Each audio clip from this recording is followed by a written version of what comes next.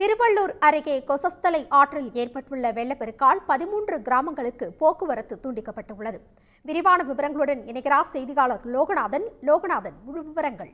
Pencil புயல் எதிரொலி காரணமாக கடந்த 4 நாட்களாக திருவள்ளூர் மாவட்டத்தில் விட்டுவிட்டு பரவலாக கனமழையானது கொட்டி தீர்த்து வருகிறது. குறிப்பாக விடையூர் கலியனூர் பகுதியில் உள்ள கொசஸ்தலை ஆற்றில் வெள்ளப்பெருக்கு இந்த காலை ஏற்பட்டிருப்பதால் 13 கிராமங்களானது துண்டிப்பானது ஏற்பட்டிருக்கிறது. இதனால் இந்த 13 கிராமங்களில் உள்ள மக்கள் உள்ள மாணவர்கள் மற்றும் பொதுமக்கள் வெளியே வர முடியாத நிலையானது ஏற்பட்டிருக்கின்றது.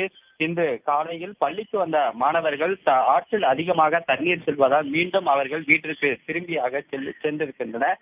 இந்த பகுதியில் 2016, 2017 அதிமுக ஆட்சி காலகட்டத்தில் இத்தகைய நிலையை போக்குவதற்காக மேம்பாலம் கட்டும் பணியானது தொடங்கப்பட்டு அது பாதியிலே நிறுத்தப்பட்டது. ஏனென்றால் மொத்தம் 130 மீட்டர் அளவு கொண்ட இந்த அளவுக்கு 120 மீட்டர் அளவு மட்டுமே இந்த பாலத்துக்கான சரியான திட்டமிடலாமல் பாதியில் நிறுத்தப்பட்டதால் கடந்த ஆகஸ்ட் மாதம் 3.80 கோடி திட்ட மதிப்பில் கட்டப்பட்டுள்ள பணிகளும் ஆமை வேகத்தில் நடைபெற்று வருவதால் தற்போது இந்த ஆற்றிலானது வெள்ளப்பெருக்கு ஏற்பட்டிருப்பதால் இந்த பாதிப்பானது ஏற்பட்டிருக்கின்றது.